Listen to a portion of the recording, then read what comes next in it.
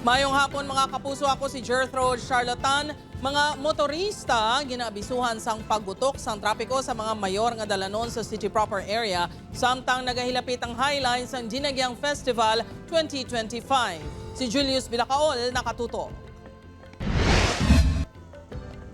Subong pa lang nabatsaga na sang pila ka mga motorista ang kahinay sang hulag sang trapiko sa city proper area sang Iloilo City. Ila pinagid sa mga lugar nga may ginapatindog nga mga stage sa mga judging area. Wala pa dira sang labot ang mga kalye nga natala na ihiwatan sa mga food festival. Ang POJ driver nga si Christopher, apektado gani ang pamasahero. Ulain kita sa normal nga adlaw para mo sa subong. Amo ginang diferensya basta may okasyon. Apang lauman ang mas magutok pagid nga dalanon, samtang nagahilapit na ang highlights sa Dinagyang Festival 2025 subong nga weekend. Ang Iloilo City Traffic and Transportation Management Office nagpagwas ang traffic plan kaangot sa road closures nga ipatuman sa Enero 25 kag 26. Ina nag-imbulbar sa kadaman sa mga kalye sa city proper, Lapas kag Lapos.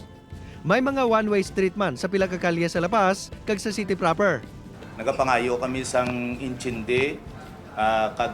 Please visit our Facebook page, visit our advisory, visit our posting so that mag-guide kamo. Mangin istrikto man ang Iloilo City LGU sa pagpatuman sang car pass system. Samtang ginanunsar naman sang LGU ang suspension sang face-to-face classes sa 13 ka mga bulutuan sa syudad nga gamiton nga biliteng area sang mga magapasakop sa kasadyahan sa kabanwahanan kag illumination. Ang suspension na magasugod buwas tubtob sa Enero 27. Ang Haro 2 Elementary School nga temporaryo nga pagkatiniran sang Tanglawan Festival sa San Jose del Monte, Bulacan nga performer sa illumination. Handa naman. We form in charge of who will be in charge of the classroom to be used for 10 to 15 classroom.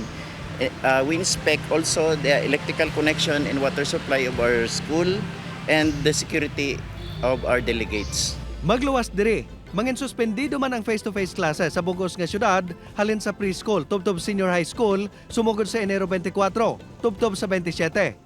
Ang desisyon kun bala magapatuman sang alternative delivery mode ang mga kolehiyo kag universidad ang ginatugyan sang LGU sa mga school administrator. Upod kay Romel Porquia, Julius Bilacaol. 1. Western Visayas.